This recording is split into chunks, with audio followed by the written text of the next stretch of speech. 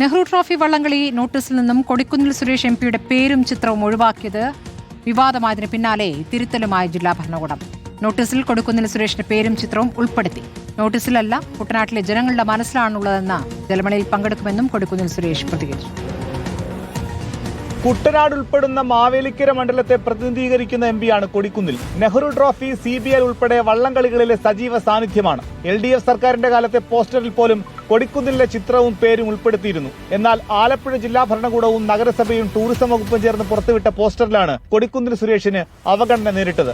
സംഭവം വിവാദമായതിനു പിന്നാലെ സമൂഹ മാധ്യമങ്ങളിൽ നിന്നും പോസ്റ്ററും നോട്ടീസും നീക്കം ചെയ്തു. പുതിയ പോസ്റ്ററിൽ കൊടിക്കുന്നിലിനെ ഉൾപ്പെടുത്തിയെങ്കിലും ഇതുവരെയും നവമാധ്യമങ്ങളിൽ പോസ്റ്റ് ചെയ്തിട്ടില്ല. വിവാദത്തിൽ കൊടിക്കുന്നിൽ സുരേഷ് എംപിയുടെ പ്രതികരണം ഇങ്ങനെ: ജില്ലയിൽ നിന്നുള്ള ജനപ്രതിനിധികളുടെ എല്ലാം ഫോട്ടോ അതിനകത്ത് വെച്ചപ്പോൾ എന്റെ ഫോട്ടോ വന്നില്ല. എന്തായാലും അത് തയ്യാറാക്കിയവർക്കുള്ളൊരു നോട്ടപ്പിഴവോ അല്ലെങ്കിൽ ഒരു ജാഗ്രത കുറവോ ആണ്. KC വേണുഗോപാൽ MP, മുഖ്യമന്ത്രി VD സതീശൻ തുടങ്ങി ആലപ്പുഴ നഗരസഭാ അധ്യക്ഷ വരെ 13 പേർ പോസ്റ്ററിൽ ഉൾപ്പെടുന്നുണ്ട്. LDF MLA-മാരായ സജി ചെറിയാൻ, P പ്രസാദ് എന്നിവരെ ഉൾപ്പെടുത്തിയിട്ടും കൊടിക്കുന്നിൽ സുരേഷിനെ ഒഴിവാക്കുകയായിരുന്നു. 2 ആഴ്ചകൾക്ക് മുൻപ് KC വേണുഗോപാൽ MPയും മന്ത്രിമാരും നടത്തിയ കുട്ടനാട് ദുരിതാശ്വാസ പ്രദേശത്തെ സന്ദർശനത്തിൽ നിന്നും കൊടിക്കുന്നിൽ വിട്ടുനിന്നതും ചർച്ചയായിരുന്നു. റിപ്പോർട്ടർ